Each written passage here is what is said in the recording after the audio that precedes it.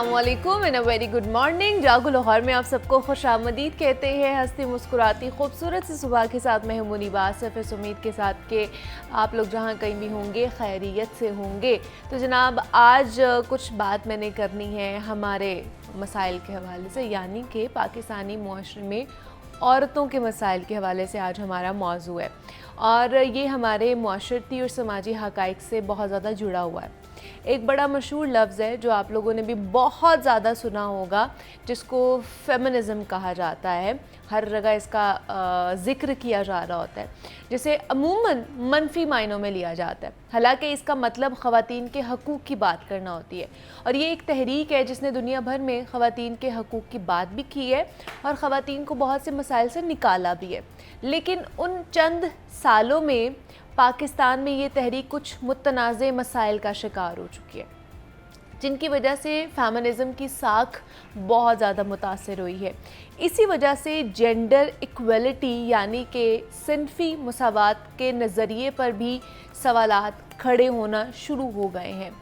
शुरू में फेमिनिज़म का मकसद था ख़वातीन को मर्दों के बराबर हुकूक दिलवाना, और ये हुकूक तालीम, रोज़गार और वोट के हक़ पर मबनी होता था। और इस तहरीक ने कई माशरती तब्दीलियाँ भी की हैं। लेकिन जैसे जैसे ये तहरीक आगे बढ़ती गई, इसमें कुछ ऐसे नज़रियात शामिल हुए जो हमारे पाकिस्तानी माशरे की हकीकतों से मेल नहीं रखते थे। उनकी वजह से जो मसले थे वो पैदा होना शुरू हो चुके थे। जैसे एक अहम मसला आ जाता है इंटरसेक्शनैलिटी का, यानी कि उस नज़रिए के मुताबिक ख़वातीन के मसाइल को सिर्फ़ सिन्फ़ की बुनियाद पर नहीं समझा जा सकता, बल्कि उसमें तबका, नस्ल, मज़हब और दीगर समाजी अवामिल को भी शामिल करना पड़ता है। पाकिस्तानी मुआशरे में तबकाती तफरीक और मजहबी रिवायात बहुत अहमियत रखती है, इसलिए ये नज़रिया पेचीदा हो चुका है। अगर हम मगरबी ममालिक की मिसाल लें, वहाँ पर वाइट फेमिनिज़म की ज़्यादा नुमाइंदगी होती है, यानी ये नुक्ता नज़र ज़्यादातर सफ़ेद फ़ाम ख़वातीन के मसाइल पर बात करता है। जबकि हमारे यहाँ ख़वातीन के मसाइल मुख्तलिफ़ हैं। यहाँ पुरानी रिवायात, कबायली निज़ाम और मजहबी हसासियत बड़ी हद तक ख़वातीन की ज़िंदगियों को मुतासर करती है। तो हमें इस तहरीक को अपने मकामी मसाइल के रंग में ढालना चाहिए। सबसे पहले उन बुनियादी मसलों पर बात होनी चाहिए जिनसे यहाँ की ख़वातीन मुतासर हो रही होती हैं। एक और मुतनाज़े मसला है जिसको रेडिकल फेमिनिज़म कहा जाता है। इसका मतलब है इंतहा पसंदाना फेमिनिज़म। इस नज़रिए के मुताबिक मर्दों को ख़वातीन की मुश्किलात का बुनियादी सबब करार दिया जाता है। ये बातें मगरिब में भी होती हैं, तो मगरिब में भी हों तो मेरे ख्याल से पता चलता है। लेकिन पाकिस्तान के मुआशरती ढांचे में जहां मर्द और ख़वातीन की मुआशरती ज़िम्मेदारियां मुख्तलिफ़ हैं, इस किस्म की सोच मसाइल को हल करने के बजाय उन्हें मज़ीद बिगाड़ने की तरफ लेकर जाती है। तो इस किस्म के नज़रियात ने फेमिनिज़म को एक इतने इंतहा पसंदाना तहरीक बना दिया है। फेमिनिज़म का जो मकसद है वो हर फ़र्द के बराबर हुकूक की बात करना है, ना कि मर्द और औरतों के दरमियान इख्तलाफात को बढ़ावा देना है।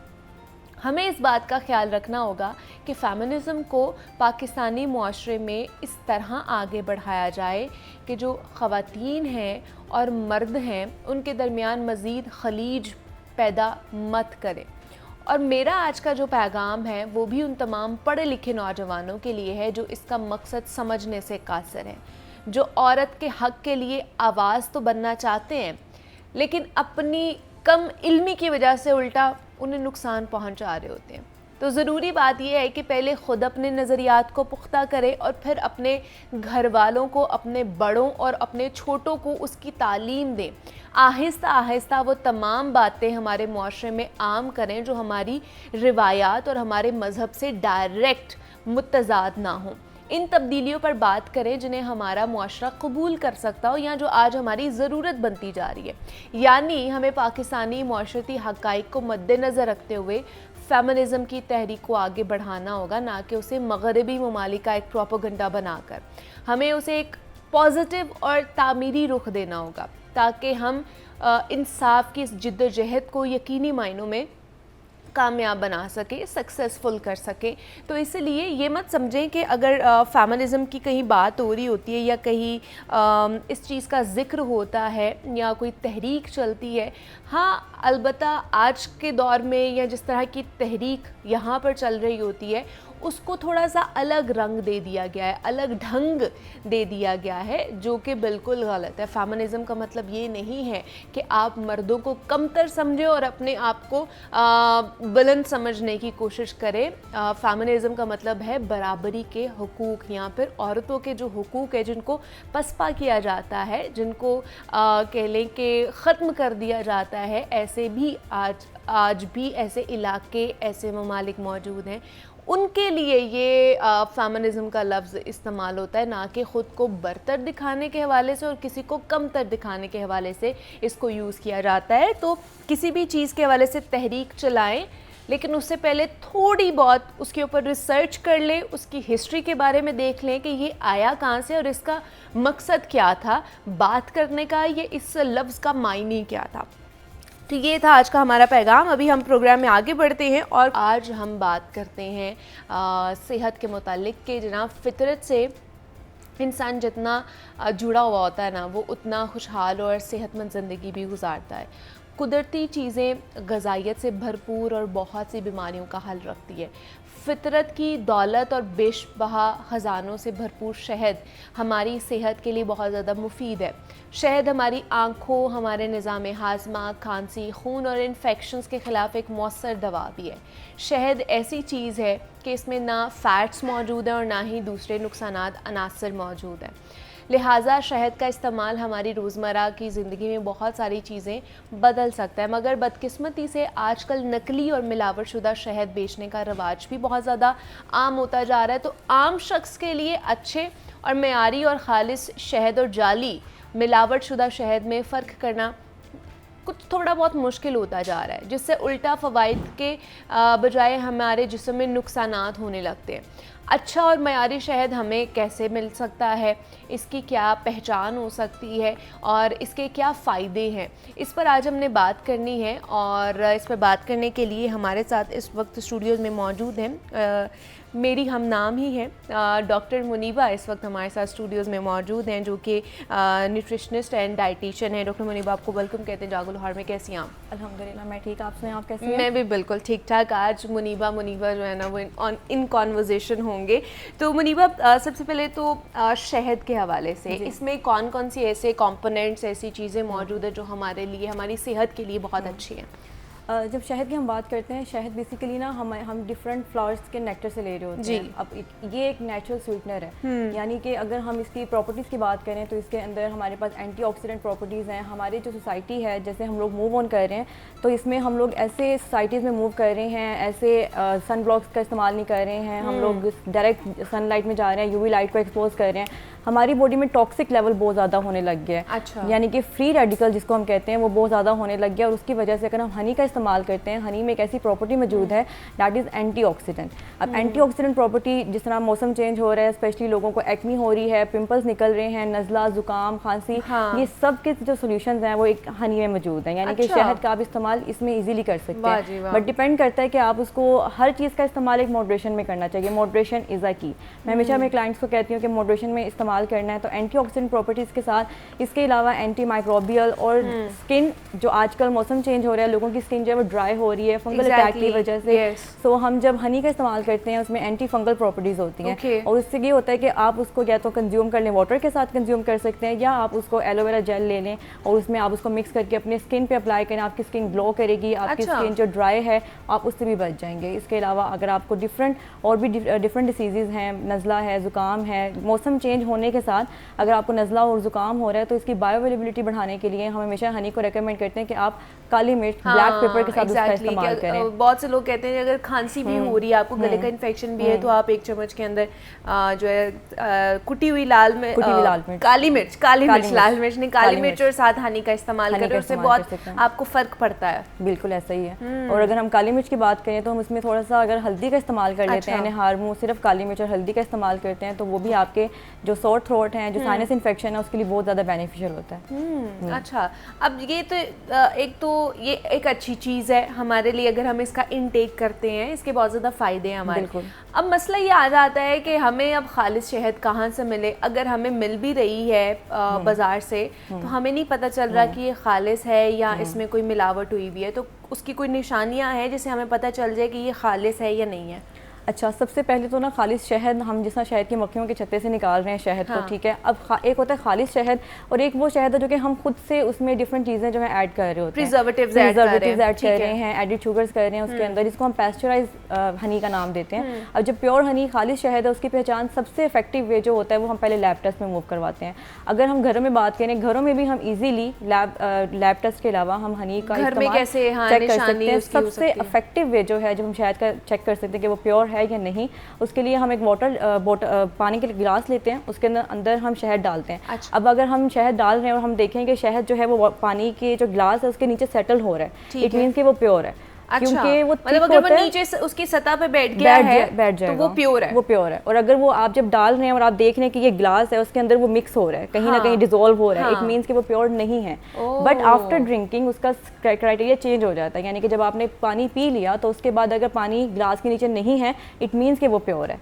लेकिन अगर पानी के नीचे, जब आपने पूरा पानी का ग्लास पी लिया, उसमें हनी था और जब आपने पी लिया, आपने नीचे रखा, तो उसकी निचली सतह पे थोड़ा सा हनी जो है उसके सेटल हुआ वो होगा, इट मीन्स कि वो प्योर हनी नहीं था। इसके अलावा हनी जो है उसकी बर्निंग कैपेसिटी होती है, यानी कि आप एक मैच स्टिक लें और उसको आप हनी में डिप करें। डिप करने के बाद आप उसको जब आप बर्न करेंगी तो वो बर्न हो जाएगा। अगर वो बर्न हो रहा है, इट मीन्स कि वो प्योर हनी है, वो प्योर हनी है। इसके अलावा हम इसको इस तरह से भी टेस्टिंग कर सकते हैं कि आपके पास मिट्टी है, ठीक है, आपने मिट्टी ली है और मिट्टी के बाद आपने मिट्टी रखी और आपने उसमें हनी डालना है। अच्छा। अगर तो हनी वो फ्लो में नहीं जा रहा है, इट मीन्स कि वो प्योर है, वहाँ पर एक क्लॉट बना लिया उसने, उसी जगह जम गया है, तो वो प्योर हनी है। प्योर हनी है। इसके अलावा हम एक और टेस्टिंग करते हैं। एक टिश्यू पेपर लेते हैं पतला सा, आप उसको फोल्ड कर लें, ठीक है, फोल्ड करके आपने रखा, आपने ऊपर हनी डालना है। आपने जब हनी डालना है, आपने ये चीज़ देखनी है, फिर शायद कपड़ा ले लें, टिश्यू पेपर लेने, वट एवर यू हैव, आपने देखना है कि वो अगर फ्लो में जा रहा है, हल्का सा वो फ्लो होगा, इट मीन्स कि वो प्योर है। लेकिन उसको फर्दर चेक करने के लिए जब आप टिश्यू पेपर को उठाते हैं तो उसके नीचे जो है ना पानी आपको नहीं नजर आएगा, वो ड्राई होगा। और क्योंकि जो प्योर हनी है उसमें वाटर कंटेंट नहीं होता, लेकिन जो पैस्चराइज हनी होते हैं जिसमें प्रिजर्वेटिव जो हम लोग डिफरेंट मेथड से गुजार के बनाते हैं, उसके अंदर पानी होगा। इट मीन्स कि जब आप उसको डालेंगे तो वो उधर ही स्टक रहेगा टिश्यू पेपर पे और आपके कपड़ों पे, क्लॉथ जो आप यूज़ कर रहे हैं, वो उसको खराब नहीं करेगा, उस वहाँ पर ही रहेगा और नीचे पानी छोड़ना स्टार्ट कर देगा। इट मीन्स कि वो प्योर हनी नहीं है।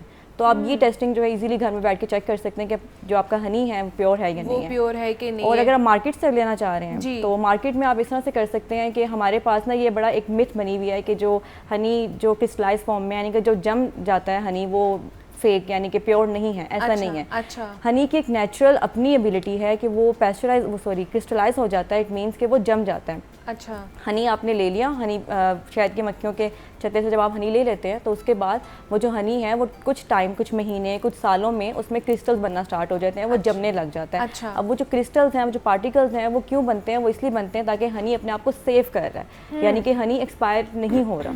इट मीन्स कि वो प्योर है। आप उसको इस तरह से भी ले सकते हैं, आप कलर बेस पे भी जाके ले सकते हैं, बट कलर बेस पे इस तरह से होता है कि हम एक फ्लावर से हम नहीं हनी को ले रहे होते, हम नेक्टर ले रहे होते हैं, हम डिफरेंट फ्लावर से ले रहे हैं। फॉर एग्जांपल अगर हम अल्फाल्फा हनी फ्लावर से हम ले रहे हैं हनी, तो इट मीन्स कि उसका लाइट टैन येलो कलर होगा।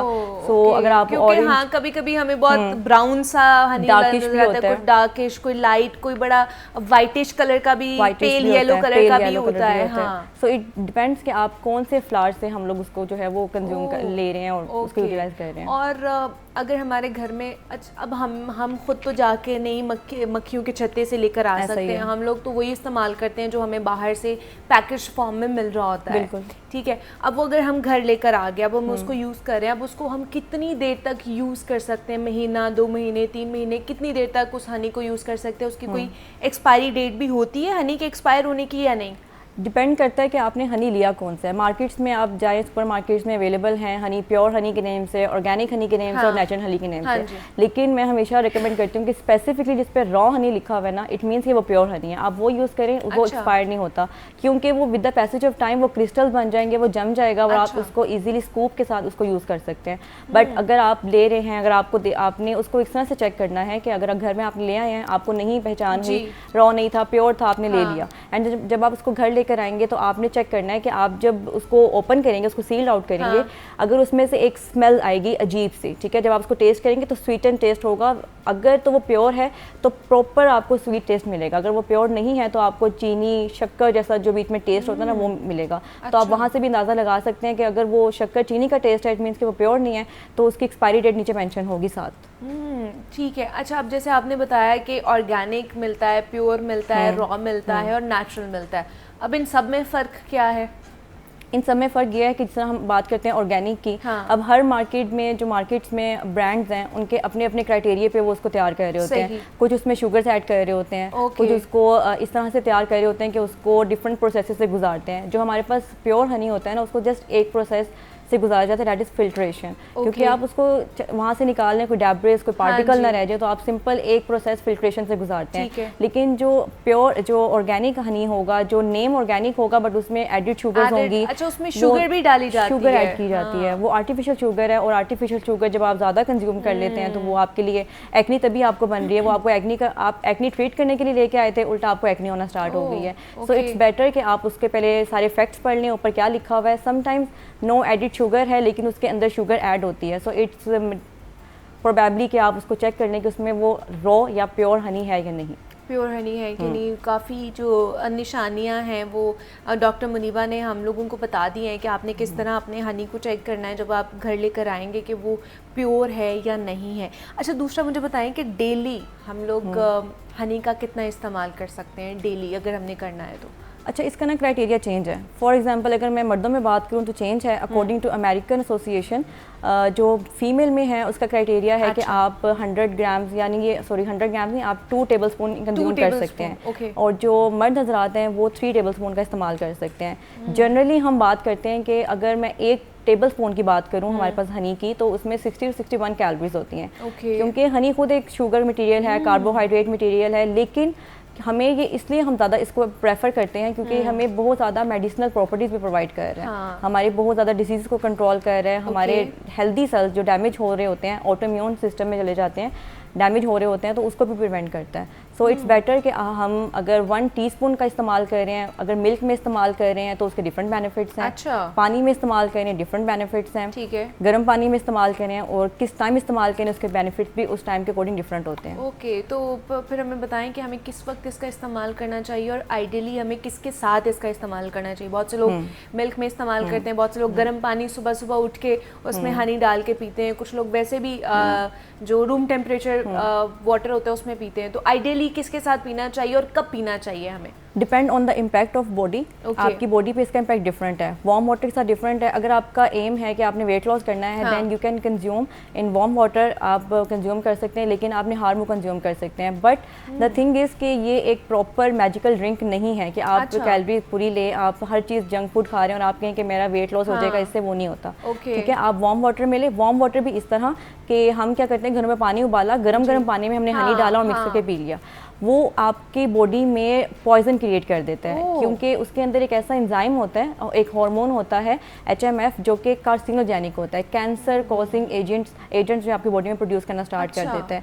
तो मेक श्योर करना है, वैसे तो हम टेम्परेचर मेक श्योर करवाते हैं, होता है 160 डिग्री फ़ारेनहाइट से कम है तो आप उसको यूज़ कर सकते हैं। नीम गर्म पानी जो आप पीने के काबिल हो, आपने उतारा, आपने उसको, अगर आपका बहुत गर्म हो गया आप सेटल डाउन करें, जब वो थोड़ा सा लीम इतना हो जाए कि लिक्यूम वाटर आप पीने के काबिल हो जाए, देन आप उसमें हनी ऐड करें और आप उसको कंज्यूम कर सकते हैं। और वो लोग जो कि जिम गोइंग हैं, वर्कआउट करना चाह रहे हैं, बहुत ज़्यादा थकावट हो रही है, स्लीप पैटर्न बहुत ज़्यादा डिस्टर्ब है लोगों का, डाइजेस्टिव इश्यूज बहुत ज़्यादा लोगों के हैं, एंग्जाइटी बहुत ज़्यादा लोगों को है, स्ट्रेस बहुत ज़्यादा लोगों को है, तो उनके लिए रेकमेंड किया जाता है कि वो मिल्क में इस्तेमाल करें। वो मिल्क में इस्तेमाल और किस टाइम? सुबह, रात को? खाने के बाद भी कर सकते हैं। जिस तरह अगर आपकी एनर्जी नहीं है, अक्सर लोग खाने के फ़ौरन बाद उनको एनर्जी फिर भी डाउन फील हो रही होती है, तो उसमें आप 1/2 कप मिल्क ले लें, फुल कप मिल्क ले लें, इट ठीक है। Depends on your calories intake per day, तो उसमें आप हनी का इस्तेमाल कर सकते हैं। 1 टीस्पून हनी का ऐड कर लें और आप उसको कंज्यूम कर लें।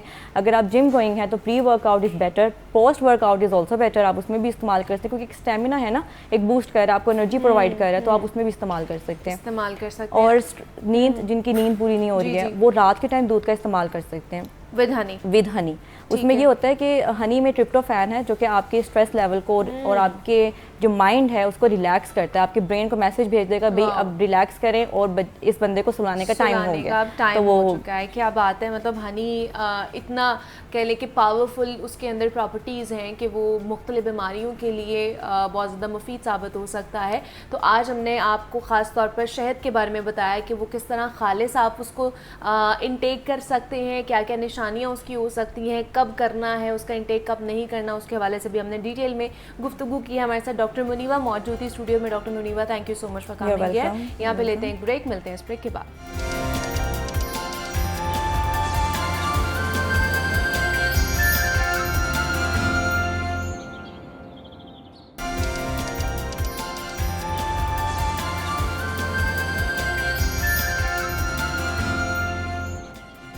वेलकम बैक टू जागो लाहौर। जनाब, अब कुछ लाहौर शहर के हवाले से बात कर लेते हैं और ख़ास करके आज हमने बात करनी है वासा की कारकर्दगी के हवाले से।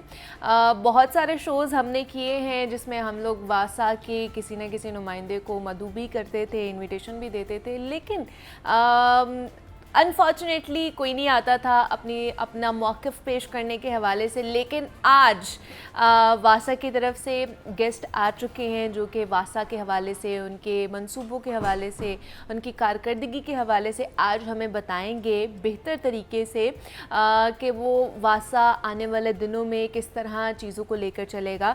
बहुत सारी चीज़ें हैं जिनको आज हमने डिस्कशन में लेकर आना है। अंडरग्राउंड वाटर टैंक्स की तामीरात जो हैं वो रुकी हुई हैं, काफ़ी अरसा हो चुका है, वो क्यों नहीं आगे बढ़ रही हैं। देन हम बात हमेशा ये सुनते आते हैं कि जिस तरह पानी का बेदरेग इस्तेमाल हो रहा है लाहौर शहर में, तो आने वाले सालों में ये ना हो कि लाहौर शहर भी कराची की जो सूरत हाल है वो इख्तियार कर जाए, क्योंकि जो अंडरग्राउंड वाटर लेवल है हमारा पानी का वो नीचे जाता जा रहा है। तो वासा इस हवाले से क्या काम कर रहा है, किस तरह की प्लानिंग कर रहा है और उसके ऊपर अमल दरामद किस तरह करवाया जाएगा, उस पर आज हमने बात करनी है। और वासा को ही रिप्रेजेंट करने के लिए हमारे साथ स्टूडियोज़ में मुदस्सिर जावेद मौजूद है जो कि डायरेक्टर है प्लानिंग एंड एवेलुएशन के। मुदस्सिर, आपको वेलकम कहते हैं जागो लाहौर में। कैसे हैं आप? मैं ठीक ठाक। मुदस्सिर, काफ़ी अर्सा हो गया था हम बात करना चाह रहे थे वासा के रिप्रेजेंटेटिव से, ताकि हमें पता चल सके कि वासा एटलीस्ट काम क्या कर रहा है। हम अपने नुमाइंदे से, जैन से हम लोग बात करते रहते थे, उनसे तो जानते रहते थे, लेकिन बिल आखिर आज आप आ गए हैं। आज अब हमें ज़्यादा अच्छे तरीके से बताएंगे कि वासा किस तरह काम कर रहा है, कौन कौन सी इनिशिएटिव्स ले रहा है, किस तरह की प्लानिंग की जा रही है। सबसे पहले तो मैं अंडरग्राउंड वाटर टैंक्स के हवाले से बात करना चाहूँगी। 3-4 साल हो गए हैं इसके ऊपर काम चल रहा था, 1-2 अंडरग्राउंड वाटर टैंक्स बनाए भी गए, लेकिन उस तरह उनको फंक्शनल नहीं किया गया जिसके लिए उन्हें बनाया गया था। जी, क्या इसके ऊपर कहेंगे? और बाकी जो मज़ीद वाटर टैंक्स थे उनके ऊपर कोई गौर किया जा रहा है कि कब उनकी तामीर शुरू की जाएगी? जी, सबसे पहले आपने मुझे मदऊ किया, इसका शुक्रिया मैं आपका अदा करता हूँ। और जो आपने बात की कि वासा की तरफ से कोई रैप आया नहीं है, तो वो भी मैं थोड़ा ऐड कर लूँ कि आज ही वासा को इनविटेशन हुआ था। नहीं, इससे पहले भी बहुत दफ़ा हम लोगों ने वासा को इनवाइट किया, बट अनफॉर्चुनेटली कभी उनकी तरफ से हमने टेलीफोन कॉल्स भी की और लेकिन नहीं आया। बट इट्स ओके, आज आपसे सारे सवालात हम कर लेंगे। जी जी, शुक्रिया। तो जो जहाँ तक टैंक का सवाल है, उसमें 3 टैंक्स हमारे कंप्लीट हो चुके हैं। उसमें लॉरेंस गार्डन में एक टैंक है, शेरावाला पे है, और तीसरा जो है वो क्रीम ब्लॉक जी। ये 3 टैंक्स हमारे कंप्लीट हो चुके हैं। इसके अलावा 10 जो टैंक्स हैं वो गवर्नमेंट ऑफ पंजाब ने अप्रूव कर दिए हैं इस एनुअल डेवलपमेंट प्रोग्राम में। अच्छा। और उसकी जो एडमिन अप्रूवल है वो नेक्स्ट वीक में इशू हो जाएगी और फिर हम उसकी प्रोक्योरमेंट की तरफ जाएंगे। 2 माह में प्रोक्योरमेंट कंप्लीट होगी और वासा का प्लान है कि नेक्स्ट मानसून से पहले हम 10 जो न्यू टैंक्स हैं इनको हम कंप्लीट कर पाएंगे और 3 हमारे ऑलरेडी फंक्शनल हैं जो फंक्शनल है। जी। तो पूरे लाहौर में 13 हमारे वाटर स्टोरेज टैंक्स होंगे। अच्छा। और तकरीबन एक की जो एवरेज है वाटर स्टोर करने की वो 1.5 मिलियन गैलन है। ओके। यानी अगर आप 13 की मिलाएं तो ये 50 मिलियन गैलन से भी ज़्यादा बनती है। जितने भी लाहौर में बारिश होगी आलमोस्ट अगर 100 mm के करीब होती है तो उसका हम 50% पानी जो है वो स्टोर कर सकेंगे और उसको रीयूज़ कर सकेंगे। तो अभी तो पिछले दिनों इतनी ज़्यादा बारिश हुई है, इस साल भी पिछले साल भी इतनी ज़्यादा बारिश हुई है, उसको स्टोर किया गया है इन 3 वाटर अंडरग्राउंड वाटर टैंक्स के थ्रू। जी बिल्कुल, 3 जो बारिश हुई हैं, बल्कि ये एक रिकॉर्ड बारिश हुई है। हाँ जी। 360 mm की, और उसके अलावा भी 13 इवेंट्स अब तक हो चुके हैं मानसून में रेंस के। इन 13 इवेंट्स में 6 बार टैंक्स जो है वो फुल हुए हैं और 3 बार जो है वो पार्शली फिल हुए हैं। उस पानी को हमने स्टोर भी किया है, रिचार्ज भी किया है और प्लांटेशन के लिए रीयूज़ भी किया। अच्छा, वो प्लांटेशन के लिए रीयूज़ हो जाता है। देन मुझे बताइए फिर जो अंडरग्राउंड वाटर लेवल जो है वो नीचे जाता जा रहा है, उसके लिए वासा क्या इकदाम उठा रहा है, इनिशिएटिव्स ले रहा है? उसके लिए हमने एक तो ये इकदाम किया है कि हमने जो ट्यूबवेल्स की टाइमिंग है वो इस साल कुछ रिड्यूस की है और जो डिस्ट्रीब्यूशन सिस्टम है उसको थोड़ा इम्प्रूव किया है। मतलब एक इलाका है वहाँ पे 2 ट्यूबवेल्स हैं तो वहाँ का ज़्यादा पानी है तो उसको अच्छा। हमने डिस्ट्रीब्यूट करके किसी ऐसे जहाँ पे वाटर स्कार्सिटी वाले एरियाज़ थे वहाँ से उसको डिस्ट्रीब्यूट करके उस इलाके तक लेकर गए हैं। उससे ये फ़ायदा हुआ है कि हमें ट्यूबवेल्स की टाइमिंग हम कम कर सके हैं। पिछले साल ये टाइमिंग हम 12 आवर्स थी, हम ट्यूबवेल्स जितने भी थे उनको पम्प करते थे, और अब ये टाइमिंग 10 आवर्स है। तो 10 आवर्स से भी लोगों की सप्लाई फुलफ़िल हो रही है। तकरीबन जो डेली 600 मिलियन गैलन जो है के करीब डेली पानी को हम एक्सट्रैक्ट करते थे, अब हम 550 मिलियन गैलन जो है पानी डेली लाहौर में एक्सट्रैक्ट करके लोगों तक पहुंचाते हैं। लेकिन ये जो पानी, जो बारिशी पानी है वो तो ज़ेरे ज़मीन नहीं जा रहा है, बिकॉज़ यहाँ पे कंक्रीट का जंगल एक बन चुका है। वो जो ग्रीनरी थी या ग्रीन पैचेस हमें नज़र आते थे वो उस तरह हमें नज़र नहीं आते हैं। उसकी वजह से भी जो अंडरग्राउंड वाटर लेवल है वो नीचे जाता जा रहा है। तो वासा फिर इस हवाले से क्या कर रहा है? उसमें कंक्रीट का मसला भी है, मतलब बिल्डअप एरिया बहुत ज़्यादा हो गया है। अब लाहौर में जो हमारी लेटेस्ट स्टडी है उसके मुताबिक 86% एरिया लाहौर का बिल्डअप है। बिल्कुल। और इसको जब हम कंपेयर करते हैं दूसरी डेवलप्ड कंट्रीज़ के कैपिटल्स के साथ, अगर हम सिडनी से कंपेयर करें या न्यूयॉर्क से कंपेयर करें, वो 100% डेवलप्ड सिटीज़ हम उनको कहते हैं। इवन दैन उनका जो बिल्डअप एरिया है वो 70% है। अच्छा। और अनफॉर्चुनेटली हमारे यहाँ पे वेट जिनको लैंड्स का कॉन्सेप्ट है वो नहीं है, फिर पार्क्स इतने ज़्यादा नहीं हैं, और जो पार्क्स हैं भी उनका ग्राउंड लेवल पे जो है वो नेचुरल सरफेस लेवल है। उसमें भी इस दफ़ा गवर्नमेंट ऑफ पंजाब ने एक इनिशिएटिव लिया है कि जितने भी पार्क्स हैं लाहौर में वो सारे लोअर किए जाएंगे। और ख़ास तौर पर जो हमें ग्रीन बेल्ट्स नज़र आती हैं वो भी माशाल्लाह इतनी ऊंची हैं कि उसमें पानी नहीं जाता है, वो सड़कें जो है ना वो ज़ेरे-आब आ जाती हैं हमारी बारिशी पानी के। तो अब वो इनिशिएटिव लिया गया है। तो क्या पहले जब इस तरह के इनिशिएटिव लिए जा रहे होते हैं, ये तरक्याती काम हो रहे होते हैं, तो उसके ऊपर अच्छे तरीके से प्लानिंग नहीं की जाती है कि हम जो कर रहे हैं इसका बाद में कॉन्सिक्वेंसेज हमें क्या देखने पड़ सकते हैं? जी बिल्कुल, इस पर अब तमाम डिपार्टमेंट्स इकट्ठे होकर बैठे भी हैं और गवर्नमेंट ऑफ पंजाब ने बड़ा अच्छा ये इनिशिएटिव लिया भी है। उसमें चीफ सेक्रेटरी साहब का भी इनिशिएटिव है, सीएम साहब का भी इनिशिएटिव है, तमाम डिपार्टमेंट्स को उनको साथ बिठाया। असल में पीएचए का ये मौक़िफ़ था ग्रीन बेल्ट्स को लोअर करने में, कि जब भी पानी उसमें खड़ा होता है तो प्लांटेशन जो है उनको नुकसान पहुँचता है। जबकि अर्बन फ्लडिंग के हवाले से हमारा कंसर्न ये था कि पानी क्योंकि जल्दी से जल्दी उसमें ट्रैप हो जाएगा तो रोड्स क्लियर हो जाएंगे। अब तमाम जो स्टेक होल्डर हैं वो इन लाइन हैं और पीएचए भी ऑन बोर्ड है, वो जितने भी पार्क्स हैं उनको लोअर करने के लिए भी जो है वो कर भी रहा है और मज़ीद भी करने जा रहा है। उससे अर्बन फ्लडिंग का मसला काफ़ी तौर पर हल होगा। ठीक है। अच्छा, दूसरा मुझे ये बताइए कि एक तो आपने कहा कि जो पानी की निचली सतह है जो नीचे जाती जा रही है उसको बेहतर करने के हवाले से आप लोगों ने जो ट्यूबवेल्स हैं उनकी टाइमिंग कम कर दी है। अब ट्यूबवेल्स के साथ ही हम देखते हैं कि जितने भी लाहौर शहर में ट्यूबवेल्स लगे हैं आधे से ज़्यादा तो ख़राब है। दूसरा जो उनके साथ फिल्ट्रेशन प्लांट्स लगे हुए होते हैं वो भी ख़राब हैं, कहीं ना कहीं मेरे ख्याल से 50% to 70% तो ख़राब हैं, कहीं पे भी आप चले जाएं। तो उसके हवाले से क्या कहेंगे आप? जी, वासा के पॉइंट ऑफ व्यू से मैं ये ऐड करना चाहूँ कि वासा 590 जो ट्यूबवेल है वो ऑन करता है पूरे लाहौर में, और आज की डेट कितने में चल अगर रहे हैं अगर उसमें मैं से? बताऊं तो उसमें 588 ऑपरेशनल हैं। अच्छा, 2 का मसला है, सिर्फ 2 का मसला है? सिर्फ 2 का मसला है, वो भी माइनर, उसमें रिपेयर्स रिक्वायर्ड है। अच्छा। देखें, एक मशीनरी है, उसने ख़राब तो होना है, ठीक है, और डेली बेस पे हमें 4 से 5 कंप्लेंट्स ट्यूबवेल्स की आती हैं, सही। और वो उसी दिन जो है रेक्टिफाई भी होती हैं, वो ठीक हो जाते हैं, फिर कहीं और से कंप्लेंट आ जाती है। तो इस तरह का जो है वो हमारा सिस्टम है, और जितना भी हमारी मेंटेनेंस है पूरे लाहौर की, ट्यूबवेल्स की, डिस्पोजल्स की, ये आउटसोर्स्ड है। एक प्राइवेट वेंडर्स को हमने ये सारा आउटसोर्स किया हुआ है, और एक बड़ा ही सक्सेसफुल मॉडल है जिसके थ्रू हम इंश्योर करते हैं कि 100% मशीनरी ऑपरेशनल हो, और जितनी भी फंड्स रिक्वायर्ड है, इन्वेस्टमेंट रिक्वायर्ड है, वो भी इस पर लग रही है। जहाँ तक फिल्ट्रेशन प्लांट्स का सवाल है, तो ये भी मैं ऐड करना चाहूँ कि वासा के अलावा दूसरी बॉडीज़ के भी फिल्ट्रेशन प्लांट्स लाहौर में है, सिर्फ वासा ही ऑन नहीं करता, उसमें मतलब कई NGOs के प्राइवेट फिल्ट्रेशन प्लांट्स भी हैं, फिर MCL के भी फिल्ट्रेशन प्लांट्स भी हैं, उसके अलावा आबे पाक जो जी, पंजाब आबे पाक अथॉरिटी है, है जी। वो भी फिल्ट्रेशन प्लांट्स को देखती है। तो मैं वासा के हवाले से बात करूंगा कि 574 फिल्ट्रेशन प्लांट्स लाहौर में हैं, और उसमें से 570 फंक्शनल है। 570 जी, फंक्शनल और जो 4 जिनका इशू है वो उनका भी रीलोकेशन का इशू है, मतलब 4 जो हमारी साइट्स थी वहाँ पे कोई डेवलपमेंट हुई है जिसकी वजह से उनको एक जगह से उठा के दूसरी जगह इंस्टॉल करना है। सिर्फ इस प्रोसेस में 3 से 4 दिन लग सकते हैं, वो 4 दिन बाद वो भी फंक्शनल हो जाएंगे। तो मैं बड़े वसूख से कहता हूँ कि अगर 574 फिल्ट्रेशन प्लांट्स हैं तो उसमें 99% हमारे ऑपरेशनल होते हैं। डेली बेस पे जो कंप्लेंट आती है उसको हम डेली बेस पे एड्रेस कर रहे होते हैं। वो तमाम के तमाम फिल्ट्रेशन प्लांट स्काडा ऑपरेटेड हैं, मतलब अच्छा, ऑटोमेशन पर है। ठीक है। अच्छा, दूसरा सीवरेज सिस्टम के हवाले से भी अगर लाहौर का सीवरेज सिस्टम देखा जाए मुनस्सिर, तो वो बहुत ही ख़राब हो चुका है। मैं तो कहूँगी कि बहुत पुराना है, सदियों पुराना है, जिसको अभी तक हाथ ही नहीं डाला जा रहा है। तो उसकी अपग्रेडेशन के हवाले से वासा कोई नया इनिशिएटिव लेकर आ रहा है या कोई इकदाम उठा रहा है? जी जी बिल्कुल, इस दफ़ा गवर्नमेंट ऑफ पंजाब ने हमें काफ़ी फंड्स दिए हैं एनुअल डेवलपमेंट प्रोग्राम में।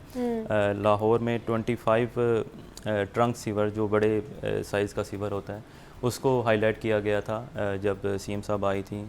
उसमें बताया गया था कि 25 ऐसे हमारे ट्रंक सीवर्स हैं मेन रोड से जो गुजर रहे हैं, वो आउटडेटेड हो चुके हैं, मतलब पुराने हो चुके हैं, उनको अपनी लाइफ पूरी कर चुके हैं, 40 साल से पुराने सीवर्स हैं। तो CM साहबा वाज काइंड एनफ कि उन्होंने तमाम जो है वो सीवर की लाइनें अप्रूव की, और उन्होंने कहा है कि एनुअल डेवलपमेंट प्रोग्राम में इसको शामिल करें, और ये तकरीबन 3 बिलियन की कॉस्ट है इसकी, जो 25 साइट से हमने इसको रिप्लेस करना है सीवर्स की। इसके अलावा एक रिवैम्पिंग का एक प्रोजेक्ट है जो पूरे लाहौर में तमाम सीवर, जितना भी टर्शरी और सेकेंडरी सीवर है, वो भी रिप्लेस होना है, और उसकी कॉस्ट 170 बिलियन है। उसमें वासा एरिया भी कुछ है, उसमें नॉन वासा एरिया भी कुछ है। इसका मैं आपको बताता चलूँ कि 1340 स्क्वायर फीट पूरा लाहौर डिस्ट्रिक्ट है। उसमें से 300 स्क्वायर किलोमीटर जो अर्बन एरिया है उसको वासा कवर करता है, और जो उस पेरिफेरी के बाहर है उसको MCL कवर करता है। तो इसमें दोनों इलाके शामिल हैं, क्योंकि 170 बिलियंस की कॉस्ट से तमाम की तमाम, जहाँ पे सीवर नाकस है वो भी तब्दील होगा, जहाँ पे PCC के इश्यूज़ हैं वो भी अटेंड होंगे, जहाँ पे टफ टाइल्स लगनी है वो भी अटेंड होंगे, यानी तमाम लाहौर का जो है वो सीवरेज सिस्टम ठीक हो जाएगा नेक्स्ट 2 ईयर्स में। ठीक है, इन 2 ईयर्स में? जी ठीक है, लेकिन ये कब स्टार्ट कब होगा? बिकॉज़ इसकी सूरत हाल आपके सामने है, लाहौर शहर पूरा डूब जाता है जैसे ही बारिशें होती हैं, चाहे वो मानसून की बारिश हो या इवन दो कि वो आउट ऑफ सीज़न भी अगर बारिश हो रही है, तो ज़्यादा बारिश होती है तो पूरा लाहौर शहर जो वो डूब जाता है। तो कब इसके ऊपर काम शुरू होगा, कब ख़त्म होगा, और कब हम सुख का सांस लेंगे कि अब हमारा जो सीवरेज सिस्टम है वो बेहतर हो चुका है? जी इन तमाम मनसूबों के जिनका मैंने आपको हवाला दिया कि 25 तमाम ट्रंक सीवर्स हैं लाहौर में, उसके अलावा 10 वाटर टैंक्स हैं जो लाहौर में बने हैं, और रिवैम्पिंग की स्कीम जिसमें टर्शरी सेकेंडरी सीवर, यानी गली मोहल्लों का सीवर जिसे हम कहते हैं, जी वो तमाम जो है वो अटेंड होगा, और इसकी अप्रूवल्स हो गई है, CM साहब ने अप्रूवल दे दी है, फंड्स भी एलोकेट हो गए हैं। अब सिर्फ इसकी प्रोक्योरमेंट का जो प्रोसेस है वो रहता है, तो 2 माह के अंदर हम इसका प्रोक्योरमेंट का प्रोसेस भी कंप्लीट करके तो इंशाल्लाह इसको दिसंबर तक हम स्टार्ट कर देंगे काम। अच्छा, सितंबर तक इसको शुरू कर दिया जाएगा। अच्छा, अब ऐसा हो तो हो नहीं सकता कि वासा यहाँ पे मौजूद है तो भी जो हालिया बारिशें हुई हैं तो उसके ऊपर जिक्र ना किया जाए। बारिशें, जैसे मैंने बात की कि सीवरेज सिस्टम तो नाकारा हो चुका है, लेकिन उसके साथ साथ कुछ वासा की भी मशीनरी के हवाले से, मैन पावर के हवाले से भी हमें थोड़ी सी बात करनी चाहिए कि वासा के पास इनफ चीज़ें हैं मौजूद कि जिसकी वजह से वो बर वक्त चीज़ें हैंडल कर सके। जिस तरह आपकी मशीनरी आ जाती है, फिर डिस्पोजल स्टेशंस हैं, डिस्पोजल मशीन्स हैं जो कि वासा के पास नहीं है इतनी ज़्यादा। एक जगह पर वो होती है तो दूसरी जगह वो नहीं होती है। तो पहले आपको नहीं लगता कि मशीनरी और मैन पावर को पूरा करना चाहिए, फिर आउटर लेयर को जो है ना वो छेड़ना चाहिए? जी जी, मैं थोड़ा यहाँ पे ऐड करना चाहूँ कि वासा का जो सिस्टम है वो बिल्कुल एक इंफ्रास्ट्रक्चर है और वो ठीक से काम कर रहा है, वो नकारा नहीं हुआ। जो रिप्लेसमेंट है और जो इन्वेस्टमेंट है वो तो ईयर टू ईयर होनी भी चाहिए और होती भी रहती है। अगर ये 25 मैं सीवर की बात कर रहा हूँ और रिवैम्पिंग की बात कर रहा हूँ तो ये पूरे के पूरे सिस्टम का 10 to 15% होगा। अच्छा। 85% अभी भी सिस्टम इफेक्टिवली काम कर रहा है। अच्छा। तो आपने अगर देखा है कि 360 mm रेन हुई है, रिकॉर्ड रेन है 44 ईयर्स की, और इसके पैरेलल इसी सीज़न में दूसरी कंट्रीज़ में भी आपने सोशल मीडिया पे शायद देखी हो, दुबई में 250 mm रेन हुई, फिर न्यूयॉर्क में 200 mm रेन हुई, और वहाँ पे भी अर्बन फ्लडिंग एक्सपीरियंस हुई, और जितनी देर में हमने पानी निकाला इससे भी ज़्यादा वहाँ पे शायद टाइम लगा। अच्छा। तो बात ये है कि इंफ्रास्ट्रक्चर मौजूद है, चैलेंजेस हैं कुछ, लेकिन वहाँ पे तो कभी कभी होती है ना, हमारे तो यहाँ पे हर साल होती है और हर साल लाहौर शायद डूबता है। नहीं डूबता तो आप ये देखें ना कि 6 घंटे के अंदर पूरा लाहौर क्लियर भी हुआ। अच्छा। अगर इंफ्रास्ट्रक्चर है तो क्लियर हुआ है ना, अदरवाइज तो ये 6 दिन भी लग सकते थे। बहुत ऐसे इलाके हमने देखे भी हैं जो 2-2 दिन तक डूबे रहे हैं। लाहौर शहर की हम बात करें बिकॉज़ रिपोर्टिंग हम पूरे लाहौर शहर की करवा रहे होते हैं। नहीं 22 हॉटस्पॉट्स हैं जो जिसकी आप रिपोर्ट आपसे भी हम शेयर करते हैं डे टू डे। उन तमाम 22 पॉइंट्स में सबसे जो डीपेस्ट और लेटेस्ट पॉइंट जो वासा के एरिया में क्लियर हुआ तो ताजपुरा स्कीम। अच्छा। और ताजपुरा स्कीम जो है रात 8:30 बजे हमने क्लियर कर दी थी। अच्छा। बारिश बंद हुई है 1:30 बजे के करीब, और 8:30 के करीब हमने वो लेटेस्ट पॉइंट और डीपेस्ट पॉइंट जो लाहौर का है उसको भी क्लियर करके उसके बाद फिर गवर्नमेंट ऑफ पंजाब ने प्रेस कॉन्फ्रेंस की बात कर रहे हैं, डीपेस्ट पॉइंट्स की बात कर रहे हैं। अब हर साल इनमें इजाफा होता है। आप जो रिपोर्ट शेयर करते हैं मीडिया के साथ भी, अब वो भी रिपोर्ट देखें तो ये पिछले कई सालों से यही इलाके जो पॉन्डिंग पॉइंट्स बने हुए हैं जिसमें बारिशी पानी खड़ा होता है, तो इनको हल क्यों नहीं किया जा रहा? फिर मसला यहाँ पे है ना, अगर यही टारगेट एरियाज़ हैं तो इनको फिर हल भी तो करना चाहिए हमें। ये जो तमाम स्कीमें जिनका मैंने आपसे डिस्कस किया है जो इस एनुअल डेवलपमेंट प्रोग्राम में अप्रूव हुई हैं वो इन्हीं पॉइंट्स को अटेंड करने के लिए। ठीक है, जो 10 पॉइंट्स हैं खास तौर पर, 100 पॉइंट्स हैं, जो 10 टैंक्स बने हैं वो भी इन्हीं पॉइंट्स पे बने हैं। उसके अलावा जो टनलिंग बोरिंग से हम बहुत बड़ा प्रोजेक्ट करने जा रहे हैं जिसकी भी प्रोक्योरमेंट अभी 1-2 माह में स्टार्ट हो जाएगी। अच्छा। धर्मपुरा से एक बड़ा ट्रंक सीवर 6 फुट डाया का स्टार्ट होगा और वो गुलशन रावी तक थ्रू टनलिंग बोरिंग मतलब विदाउट एक्सकवेशन हम इसको ले करने जा रहे हैं। सही। तो ये भी बहुत बड़ा एक फ्लैगशिप प्रोजेक्ट होगा वासा के लिए, और ये एग्जीक्यूशन इसकी भी 3 साल में हमारे मुकम्मल होने वाली प्लान में है, इसको हम कंप्लीट करेंगे। उससे भी 3 से 4 पॉइंट्स, ये जो 100 पॉइंट्स जिसकी मैं बात कर रहा हूँ ये अटेंड हो जाएंगे।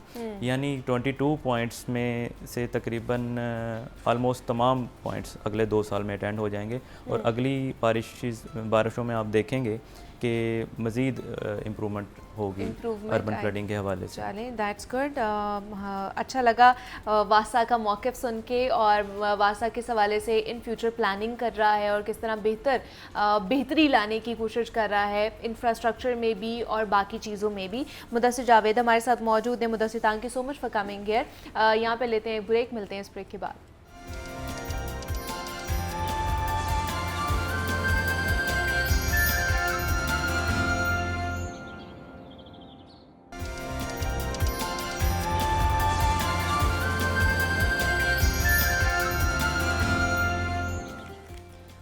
वेलकम बैक टू जागो लाहौर। जनाब, इस्लाम की दीनी, मिली, समाजी और मुआशरती तारीख़ में औलिया अज़ाम व सूफ़िया कराम ने अपनी तालीमात से मुआशरे का रुख रूहानियत, इस्लाह फलाह और तामीर व तरक्की की तरफ मोड़ने में ज़बरदस्त किरदार अदा किया है। बरसगीर पाक व हिंद में इनका ये किरदार और भी काबिल ज़िक्र और तारीख़ी अहमियत का हामिल है। बिलाशुबा कुतुबुल अक़ताब पेशवाए अहले तसव्वुफ सरदार औलिया हज़रत अली बिन उस्मान अल हजवेरी अलमारूफ हज़रत दाता गंज बख्श ऐसे ही जलीलुल कदर बुज़ुर्ग हैं जिनकी तालीमात ने हज़ार भटके हुए लोगों को राह रास्त दिखाई। आपके इल्म फ़ज़ल और तालीमात का फैज़ आज तक जारी है। अवामो ख़ास में आप दाता गंज बख्श ख़जाने बख्शने वाले के लक़ब से भी मशहूर हुए। आपकी विलादत अफ़गानिस्तान के शहर गज़नी की बस्ती हजवेर में हुई। आपने इब्तदाई तालीम गज़नी में हासिल की और फिर मज़ीद तालीम और रूहानी और तज़किया नफ्स के लिए हुजाज मुक़द्दस का सफ़र किया और फिर शाम फ़लस्तीन के सफ़र पर भी गए। लाहौर को गज़नी की सल्तनत में निहायत अहम मकाम हासिल था, लेकिन यहाँ तबलीग दीन का काम अंजाम देना बेहद मुश्किल काम था, क्योंकि यहाँ हिंदू और जोगियों का राज था। तो हज़रत हजवेरी रहमतुल्लाह अलैह से क़बल बहुत से बुज़ुर्ग कामयाब ना हो सके थे, मगर उन्होंने लाहौर की पहचान बनना था। तो इसलिए आज लाहौर को जनाब दाता अली हजवेरी के नाम से पहचाना जाता है पूरी दुनिया में। तो क्योंकि कल से दाता अली हजवेरी के उर्स की जो तकरीबात है उसका आगाज़ हो रहा है, 3 रोज़ा तकरीबात हैं, तो आज ख़ास तौर पर दाता गंज बख्श के हवाले से आज के सेगमेंट में हम बात करेंगे। और इस पर बात करने के लिए डॉक्टर पीर तारिक शरीफ ज़ादा साहब हमारे साथ स्टूडियोज़ में मौजूद हैं। मारूफ सीरत स्कॉलर। डॉक्टर साहब आपको खुशामदीद कहते हैं जाको लाहौर में, कैसे हैं आप? अल्हम्दुलिल्लाह, अल्लाह का बड़ा एहसान। डॉक्टर साहब, दाता साहब के हवाले से आज हमने बात करनी है, जिनकी वजह से कहते हैं कि लाहौर पर कोई आफत नहीं आती है, कोई मुसीबत नहीं आती है। तो क्योंकि कल से उनका 3 रोज़ा उर्स की जो तकरीबात है उसका आगाज़ हो रहा है, तो आज थोड़ी सी उनकी ज़िंदगी के हवाले से हमें बताइए, क्या क्या तालीमात हमें उनकी ज़िंदगी से मिलती हैं। बिस्मिल्लाह रब्बे मोहम्मद करीम अलैहिस्सलातु तस्लीम। सबसे पहले तो यादावरी का शुक्रिया, और हमेशा की तरह आज का उन्वान जो है वो पूरी दुनिया में जो सूफिया के साथ मोहब्बत करने वाले, इस दीन की तरवीज व अशात, इसकी तारीख़ में दिलचस्पी रखने वाले लोग हैं, जैसे ये उन्वान उन सब के लिए खुशी का, मुसर्रत का, दिलचस्पी का बायस है, बिल्कुल उसी तरह कई दर्जे बढ़कर एहलियान लाहौर जो हैं उनकी जो निस्बत है उस हवाले से ये उन्वान उनके दिलों के बहुत ज़्यादा करीब है। और मैं महसूस करता हूँ कि लाहौर की जो फ़िज़ा है उसके अंदर हर वक्त हुज़ूर दाता साहब के साथ एक वाबस्तगी जो है और एक एलानिया मोहब्बत और वारफ्तगी और एक एहसान मंदी का जज्बा जो है वो अवामुन नास के अंदर आज तक पाया जाता है। ज़ाहिरी तौर पर तारीख़ पे अगर नज़र डालें तो हमें पता चलता है कि आपकी पैदाइश तो 400 हिजरी के अंदर होती हुई नज़र आती है, और यानी यूँ समझ लें कि 1009 जो है ना ईस्वी साल जो है उसकी तरतीब के अतबार से नवंबर के महीने में आपकी पैदाइश, जैसा भी आपने खुद बताया कि हिंदुस्तान के एक छोटे से कस्बे सूबे जो था गज़नी, उसका एक छोटा कस्बा हुजवेर जो है आप वहाँ पैदा हुए। हुजवेर आपका ददियाल का यानी बस्ती थी और आपके वालिद वहाँ रहते थे। उसके बिल्कुल करीब ही आपके ननिहाल का जो गांव था वो भी था, जो जुल्लाब के नाम से मशहूर था, और ये एक वाहिद गांव था पूरे अफ़गानिस्तान के अंदर जो उस वक्त ज़ाहिरी तौर पर चटियल जो है ना पहाड़ों के दामन के अंदर अपनी फूलों की और बिलखुसूस गुलाब की काश्त की वजह से मशहूर था। तो आपने जब उस फ़िज़ा में आँख खोली तो तारीख़ ही बताती है कि ये गुलाब से ही जो है ना जुलाब तक आया, और उसको फिर अब आपकी निस्बत में जब आपका इसमें गिरामी लिखा जाता है तो हम पढ़ते हैं कि आपको मखदूम सैयद अबुल हसन अली बिन उस्मान अल हुजवेरी सुम्मा जुलाबी सुम्मा लाहौरी कह के आपको पुकारा जाता है। तो ये आपकी निस्बत जो है वो जुलाब के साथ के कस्बे के साथ भी है, हुजवेर के साथ भी है। इब्तदाई तालीम अपने वालिद से हासिल की, और आपका ये शर्फ है कि आप नजीबुत्तरफ़ैन सादात में से हैं, यानी आपका ननिहाल ददियाल दोनों ही जो है वो सादात पर मबनी है, और आपके वालिद गिरामी जो हैं उनका शजरा नसब जो है वो हज़रत इमाम हसन से होता हुआ पहले हज़रत इमाम ज़ैद और उनसे हज़रत इमाम हसन, और फिर उनसे होता हुआ 8वीं पुश्त में जनाब अली करमुल्लाह करीम के साथ जाके मिलता है। और आपकी वालदा का जो सिलसिला नसब है वो हज़रत इमाम हुसैन रज़ी अल्लाह तआला अन्हु के साथ जाके मिलता है। तो इस निस्बत से आप दोनों तरफ़ों से, दोनों अतराफ़ से जो है वो सरकार दो आलम सल्लल्लाहु अलैहि वसल्लम के पाकीज़ा घराने के साथ निस्बत रखते हैं, इसीलिए आपको नजीबुत्तरफ़ैन कहते हैं। आपके वालिद जो थे वो भी अपने ज़माने के बड़े मोतबर साहिब हाल बुज़ुर्ग थे। दीन के साथ, दीनी तालीमात के साथ उनका बड़ा शगफ़ था और बड़ा गहरा ताल्लुक़ था। इसी वजह से जैसे ही हज़रत दाता करीम बख्श अलैहिर्रहमा जो हैं वो सैयद लाहौर जिन्हें हम कहते हैं, उनकी निस्बत और ताल्लुक़ से हमने देखा। अच्छा, इसमें थोड़ा सा मैं पूछना चाहूँगी, आपने सैयद लाहौर का वर्ड यूज़ किया है। अमूमन तो हम उनको ये इस नाम से नहीं पुकारते कम लोग जो हैं वो इस नाम से पुकारते हैं, क्योंकि आपको सैयद हुजैर भी जहाँ कहा जाता है, वहाँ पर दुनिया के एक बड़े खित्ते के अंदर आपको सैयद लाहौर भी कहा जाता है। सैयद का मतलब क्या होता है? सैयद कहते हैं सरदार को। और सैयद हुजैर का मतलब हम सब जानते हैं, जैसे कि हज़रत अल्लामा इकबाल ने भी जब हदिया सिपास उनको पेश किया तो उन्हें सैयद हुजैर मखदूम उमम कह के पुकारा। यानी आप हुजैर के सैयद हैं, वहाँ के सरदार हैं, और मखदूम उमम यानी पूरी उम्मत जो है ना उसके मखदूम है। तो इसमें कोई दो राय नहीं कि हुजैर के साथ आपकी एक बड़ी अजली अब्दी निस्बत है कि आपकी पैदाइश वहाँ पे है, आपके वालिदैन वहाँ पर मौजूद रहे, आपने इब्तदाई ज़माना, अपनी इब्तदाई तालीम वहाँ से हासिल की। लेकिन 400 हिजरी से लेकर 465 हिजरी तक का जो 65 साल का आपका उम्र मुबारक का अरसा है, उस पर जब हम नज़र दौड़ाते हैं तो हम पर एक खुशगवार हैरत खुलती है कि हुजैर के अंदर तो आपने बहुत मुख्तसर सा क़याम किया। और फिर उसके बाद दीन की तालीम हासिल करने के लिए और रूहानियत के मुशाहिदात और तजर्बात से गुजरने के लिए इस ये जो एक लतीफ़ सी मश्क है, इसमें से मुख्तलिफ़ सूफिया के साथ मुलाकातें और उनसे इक्तसाब फैज़ करने का जो अमल है वो बहुत इब्तदाई अय्याम में ही आपकी ज़िंदगी का हिस्सा बन जाता है। आप सफ़र करते हुए नज़र आते हैं और 65 बरस की ज़िंदगी में 33 बरस जो आपकी आखिरी हिस्सा है ज़िंदगी का, जो सबसे नुमाया हिस्सा है, वो आपने लाहौर के अंदर गुजारा है। हालांकि आपके असफार का आलम ये है कि आज का जो दुनिया का नक्शा है इसके ऊपर मौजूद 14 ममालिक में आपने सफ़र किया है। और उस सारे सफ़र का बुनियादी मकसद क्या था? अल्लाह के दीन का इल्म जो है उसे सीखना और उसे लोगों तक पहुँचाने के लिए अपने आप को तैयार करना। पहले अपनी ज़िंदगी में उस दीन को, उसकी खूबी को नाफिज करना और फिर उसकी मिसाल देते हुए लोगों को उसकी तरगीब दिलाना और दीन की आगोश रहमत में लोगों को लेना। तो आप तसव्वुर करें ना कि 14 ममालिक में सफ़र है, हत्ता कि हिजाज़ मुक़द्दस भी आप तशरीफ़ ले गए, और जब वापस आप पलटे तो फिर आपके जो पीर व मुर्शिद थे उन्होंने आपको रहनुमाई ये दी।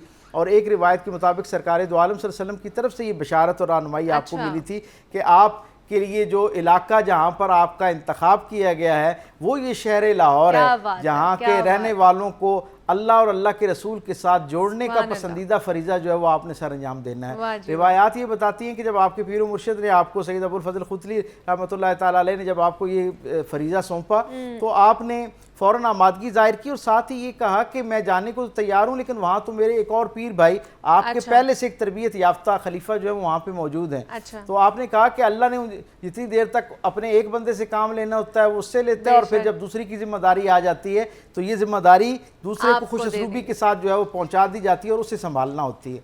रिवायात बताती हैं कि जब आप लाहौर शहर के अंदर इसके करीब पहुँचे तो ये उस वक्त ज़ाहिर एक बस्ती थी दरिया के किनारे। तो आपने लोगों से पूछा कि यहाँ इस बस्ती का नाम क्या, और ज़ाहिर है क्योंकि आपके पीर भाई थे तो आप उनसे मिलने के लिए जाना चाह रहे थे। तो क्या देखते हैं कि एक जनाजा मौजूद है, आप उस जनाजे के एहतराम में खामोशी से जो है वो खड़े हो गए और फिर उस जनाजे में शरीक हुए। और जब जनाजा मुकम्मल हो चुका तो आपने पूछा कि ये किन का जनाजा था, तो बताया गया कि ये मीरा हुसैन जंजानी रहमतुल्लाह अलैह, वो जो आपके पीर भाई थे, जो गोया आपसे पहले यहाँ ड्यूटी दे रहे थे, वो उनका विसाल हुआ। और या फिर आपको ये बात समझ आई कि उनके विसाल के फ़ौरन बाद जो है वो मेरी जिम्मेदारी लगी। और फिर तारीख बताती है कि न सिर्फ लाहौर, इसकी गिरदो नवा, बल्कि आपकी तालीमात, आपकी तरबियत और आपकी तरवीज इल्म की जो मेहनत है, इसका रंग पूरे बर सग़ीर के अंदर गालिब आना शुरू हो गया। और न सिर्फ बर सग़ीर के अंदर, बल्कि मैं पूरी ज़िम्मेदारी के साथ ये बात अपने सामीन और नाज़रीन तक पहुँचाना चाहूँगा कि पिछली 1000 साल की इस उम्मत की तारीख़ में मुझे कोई साहिब इल्म, सूफ़ी और आलिम ऐसा नज़र नहीं आता जो हज़रत दाता करीम बख्श रहमतुल्लाह ताला अलैह के सामने जिसका सर जो है वो अकीदत से झुका हुआ नज़र नहीं आता। यानी आप सलासिल की बात करें, चिश्तिया सिलसिला हो, कादरिया, नक्शबंदिया, सोहरवर्दिया, उनके ज़ैली सलासिल हों, तमाम सलासिल जो हैं वो कहीं ना कहीं किसी न किसी अंदाज में हज़रत दाता करीम बख्श रहमतुल्लाह ताला अलैह से जो है ना इक्तसाब फैज़ करते हुए नज़र आते हैं। ज़ाहिरी तौर पर आपने अपने ज़माने के अंदर कोई जो है वो सिलसिला अपने नाम से मंसूब नहीं किया। सही। और आपकी जो अपना जो शगफ़ था वो आप ज़ाती अहवाल में जो है आपका ज़ौक़ हज़रत जुनैद बगदादी रहमतुल्लाह अलैह के साथ, जो आपसे 182 बरस पहले तशरीफ़ ले गए दुनिया से, उनके साथ आपका एक रूहानी इंसलाक था, ताल्लुक़ था, और उनकी तालीमात को आप पसंद करते थे। और हज़रत दाता करीम बख्श रहमतुल्लाह ताला अलैह की तालीमात को समझने के लिए आपका ये जो एक फ़िक्रा है ना, ये बहुत काफ़ी है। आपसे पूछा गया कि आप हज़रत जुनैद बगदादी अलैहिर्रहमा के साथ इतनी वालिहाना मोहब्बत रखते हैं, जबकि आपका और उनकी कोई मजलिस नहीं है, एक ज़माना एक नहीं है, तो इसका क्या सबब है? आपने क्या खूबसूरत बात की, आपने कहा कि 3 बातों की बुनियाद पर मेरा दिल जो है वो उनकी तरफ खिंचा चला जाता है। अच्छा। बाकी मेरे अपने ज़माने के लोग और मुझसे पहले के ज़माने में भी बहुत सारे अहलुल्लाह आए, साहिब तकवा लोग आए, जिन्होंने अपनी ज़िंदगियों को रसूल रहमत की पाकीज़ा उसवे में ढालने की कोशिश की और फिर अपनी ज़िंदगियों के साथ साथ अपने गिरदो पेश के जो लोग थे उनको भी दीन के साथ जोड़ा। लेकिन आपने फरमाया कि मुझे हज़रत जुनैद बगदादी इसलिए बहुत ज़्यादा पसंद है कि आपकी तालीमात में 3 चीज़ें बहुत नुमायाँ हैं। अच्छा। तो पहली चीज़ ये है कि जिस वालिहाना अंदाज में और क्लैरिटी के साथ हज़रत जुनैद बगदादी तौहीद की बात करते हैं, अच्छा। अल्लाह के साथ जो बंदे का एक ताल्लुक़ खालिस है उसको उस्तवार करने के हवाले से जैसी तालीमात वो देते हैं, बहुत कम लोगों के यहाँ उतनी नुमाया तरीन उन्वान के साथ जो है ये तालीम मिलती है। तो एक तो तौहीद की वजह से मेरा दिल उनकी तरफ ज़्यादा रग़बत में है कि वो अल्लाह के साथ बंदे को उस खालिस रिश्ते में जोड़ते हैं जो वाक़तन इस रिश्ते का तकाज़ा है।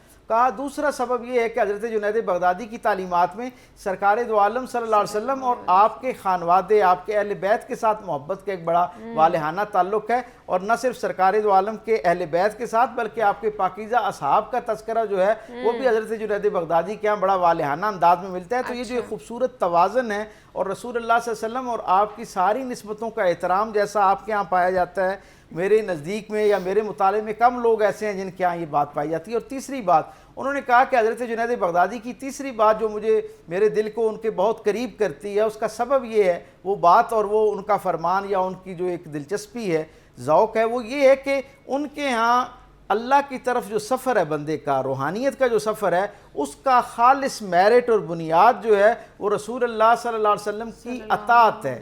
यानी वो खालिसतन सिर्फ ऐलान मोहब्बत सरकार दो आलम से नहीं करते हुए नज़र आते, बल्कि अपने तालीम याफ्तागान जो थे, जो आपके साथ तहसील इल्म के लिए जुड़े हुए थे, उन्हें ये आपने यानी सख्ती के साथ इस पर पाबंद किया कि सिर्फ इजहार मोहब्बत काफ़ी नहीं है। ये खूबसूरत जज्बा है और इसकी बहुत ज़रूरत और इसकी अहमियत है, ये दीन की असासी तकाज़ों में से है। लेकिन अल्लाह की तरफ सफ़र में एक बहुत नुमायाँ जो तकाज़ा है वो ये है कि बंदा मोमिन अपने आप को उस उसवा और कालब में डाले जो सरकार दो आलम सल्लल्लाहु अलैहि वसल्लम का लाया हुआ है। तो आप इससे हमें अंदाज़ा होता है, जो लोग पूछते हैं कि हज़रत अली बिन उस्मान अल-हजवेर जो हैं सैयद लाहौर, उनकी तालीमात क्या हैं, तो मैं समझता हूँ कि ये 3 बातें जो हैं, ये तीनों बातें आपकी तालीमात का नुमायाँ हिस्सा हैं। इसीलिए जब हम कश्फुल माजूब का मुताला करते हैं या आपकी निस्बत से कोई भी जो खैर की बात आज तक इंसानों के सीनों और हाफ़ज़ों में महफूज है, उन सब का जो अगर आप असल देखेंगे, उसकी बुनियाद देखेंगे, तो कहीं ना कहीं इन तीनों में से ही कोई एक बुनियाद जो है वो आपकी तालीमात में हमें नज़र आना शुरू होती है। सो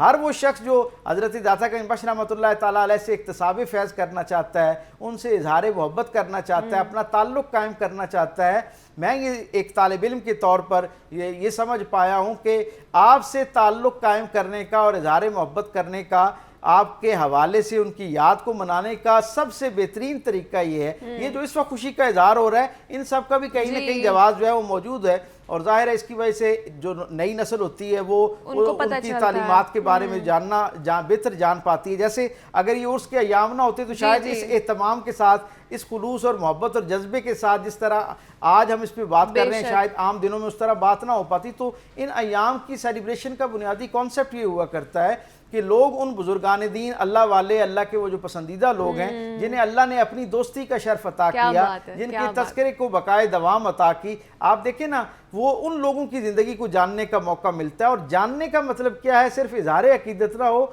बल्कि उनकी तालीमात को अपनी ज़िंदगी का अमली हिस्सा बनाया जाए। यानी ये कैसे हो सकता है कि कोई शख्स हज़रत दाता करीम बख्श के तस्करे पर तो उसके दिल से दिमाग को जाते सारे रास्ते मुअत्तल हो रहे हों, और वो तौहीद के मामले में कहीं गैर जिम्मेदारी बरत रहा हो, या कहीं गैर शऊरी तौर पर कोई ऐसी कमज़ोरी उसके अकीदे का हिस्सा हो जाए जो हज़रत दाता करीम बख्श रहमतुल्लाह ताला अलैह की तालीमात से बिल्कुल मुख्तलिफ बात है। या कोई शख्स उनसे मोहब्बत का, मवद्दत का इजहार कर रहा हो और उसकी सरकार दो आलम और आपकी सारी निस्बतों, आपकी आले पाक, आपके असहाब, उनके साथ उसकी मोहब्बत जो है और उनके मामले में वो एहतियात पसंद ना हो। और फिर सबसे बढ़ के कि अगर कोई उनका रास्ता इख्तियार करना चाहता है, उनके साथ अपनी इरादत का रिश्ता, यानी जिसे हम मुरीद होना कहते हैं, इरादत का रिश्ता रूहानी तौर पर उस्तवार करना चाहता है, तो उसे हज़रत दाता गंज बख्श की तालीमात से ये ख़बर पहुँचनी चाहिए कि उनके यहाँ उनसे जुड़ने का ज़रिया भी और अल्लाह से जुड़ने का ज़रिया भी ये है कि बंदा मोमिन अपने आप को सरकार दो आलम के लाए हुई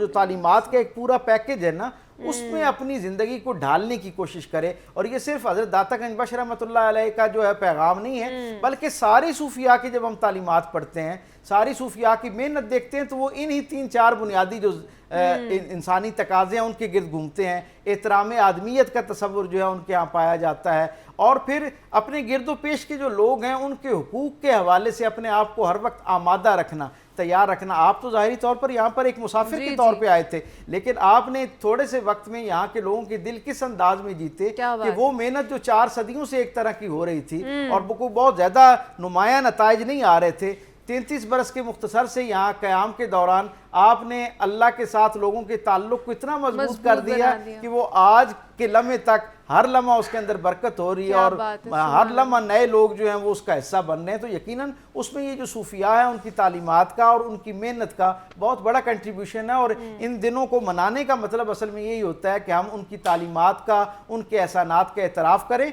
और उनकी मेहनत से कोई रोशनी लेकर अपनी ज़िंदगी को बेहतर करने की कोशिश और करें, अपनी आने वाली नस्ल या नई नस्ल को उनकी तालीमात से आशना करवा सके, इसका ये भी मतलब होता है। तो आज के सेगमेंट में हमने दाता गंज बख्श के हवाले से बात की है, उनकी तालीमात के हवाले से बात की है। डॉक्टर पीर तारिक शरीफजादा साहब हमारे साथ मौजूद थे। डॉक्टर साहब बहुत शुक्रिया आपके वक्त का। इसी नोट पे मुझे इजाज़त दीजिए, अपना ख्याल रखिएगा, अल्लाह हाफ़िज़।